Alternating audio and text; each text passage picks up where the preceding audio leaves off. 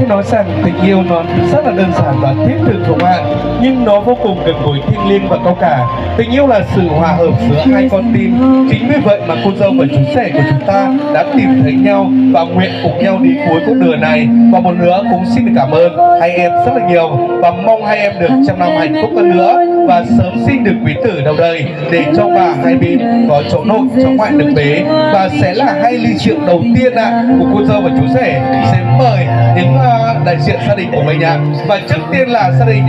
họ nhà trai trước đi gia đình chủ hôn và xin mời chú rể đứng cạnh chú của mình các sang đó cái coi mắt lầu nè, các sang đó cái coi mắt lầu nè, itu comment ini cô dâu đứng cạnh mẹ chồng itu comment ini nè. Tập đoàn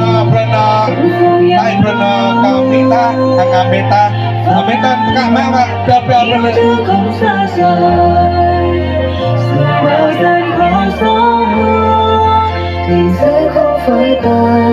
và rất là hạnh phúc và rất là tuyệt vời đối với cô dâu và chú rể của bạn và mẹ của chú rể và người chú của chú rể. Và tiếp tục sẽ là bên gia đình đàn gái và xin mời chú rể đứng bên cạnh bố vợ của mình cô dâu đứng cạnh mẹ. Và người Việt Nam ta luôn có câu từng nói rằng công trai như núi Thái Sơn, nghé mẹ như nước trong nguồn chảy ra. Một lòng thờ mẹ kính trai cho tròn chữ hiếu mới là đạo con, quả là điều rất là đáng mừng không ạ? Và cô dâu và chú rể được lập gia thất như ngày hôm nay chính là một phần rất lớn đến từ bố mẹ của mình được nuôi dưỡng từ bé đến lớn và rất là chúc mừng. Và xin mời cô dâu và chú rể hãy đứng ở trung tâm sân khấu đi quay mặt về phía nhau quay mặt về phía nhau và xin mời đan tay chéo lại với nhau đi và xin mời hai bên gia đình chúng ta cùng tiến lên một bước nữa để chúng ta tạo thành chữ U và cùng cạn ly với nhau và xin mời và tất cả chúng ta có mặt ở đây đâu chúng ta hãy sát đẩy ly của mình để cùng với MC bắt nhịp sau 3 tiếng đếm. Quý vị cùng hô nhé quý vị ơi, quý vị sẵn sàng chưa? Nào 1 2 3 chúc mừng, chúc cho hai em được trăm năm tình viên mãn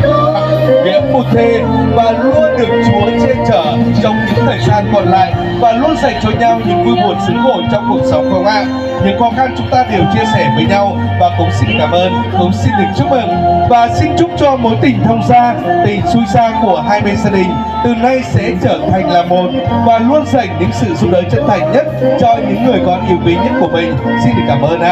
chính thật luôn lắm sang đó ta. Vợ chồng cô dâu và chú rể ở lại sân khấu một chút xíu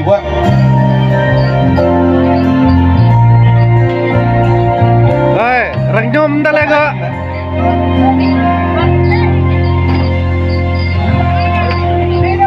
Kính quý vị, 5 tháng mong đợi bây giờ là đây cuối cùng tình yêu và đã đến với cô dâu và chú rể, một tình yêu rất là đẹp và trải qua rất nhiều những bậc cảm xúc của tình cảm không ạ? Cuối cùng họ đã đến với nhau và nguyện mãi sẽ yêu thương nhau từ đây đến xa. Và một nữa cũng xin chúc mừng cho hai em rất là nhiều và xin mời hai em chúng ta cùng tiến lên phía trước cùng cách chụp ảnh tình yêu để thể hiện sự hạnh phúc nhất của mình. Xin được trân trọng kính mời